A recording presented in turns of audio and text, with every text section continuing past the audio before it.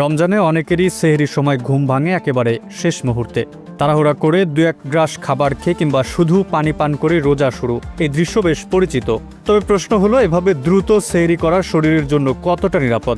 সেহরি রোজার দিনের সবচেয়ে গুরুত্বপূর্ণ খাবার, কারণ এরপর টানা প্রায় 14 ঘন্টা না খেয়ে থাকতে হয়।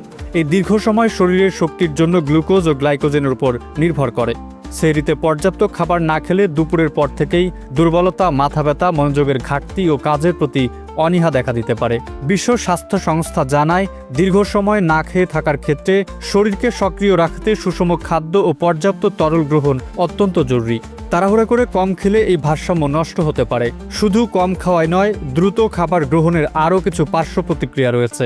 প্রথমত, খাবার ভালোভাবে চিবানো হয় না, ফলে হজমের সমস্যা, গ্যাস কিংবা অম্বল দেখা দিতে পারে। দ্বিতীয়ত, হঠাৎ করে বেশি চাপ পড়লে পাকস্থলীতে অস্বস্তি তৈরি হয়।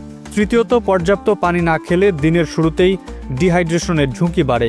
মায়ো ক্লিনিক বলছে, খুব দ্রুত খাবার খেলে হজমের সমস্যা ও অতিরিক্ত অ্যাসিডিটির প্রবণতা বাড়তে পারে। পুষ্টিবিদদের মতে, সেহরিতে ধীরগতিতে শক্তি দেয় এমন কার্বোহাইড্রেট যেমন ওটস, লাল চাল বা রুটি, সঙ্গে প্রোটিন হিসেবে ডিম, ডাল বা দুধ থাকা জরুরি।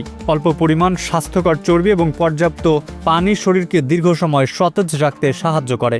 ব্রিটিশ নিউট্রিশন ফাউন্ডেশনের পরামর্শ অনুযায়ী রোজার আগে এমন খাবার বেছে নেওয়া উচিত যা দীর্ঘক্ষণ তৃপ্তি দেয় এবং রক্তের শর্করার ওঠানামা কমায়। বিশেষজ্ঞরা বলছেন, সেহরির সময় তাড়াহুড়ো মানসিক চাপ আরও বাড়াতে পারে। ঘুম থেকে উঠে হঠাৎ তড়িঘড়ি করলে শরীরে স্ট্রেস হরমোনের মাত্রা বেড়ে যেতে পারে। তাই সেহরির জন্য অন্তত 20 থেকে 30 মিনিট সময় রাখা ভালো। একদিন দুদিন তাড়াহুড়ো করে সেহরি করায় বড় সমস্যা নাও হতে পারে, তবে পুরো মাস জুড়ে এমন অভ্যাস ক্লান্তি, হজমের জটিলতা ও পানির শূন্যতার ঝুঁকি বাড়াতে পারে।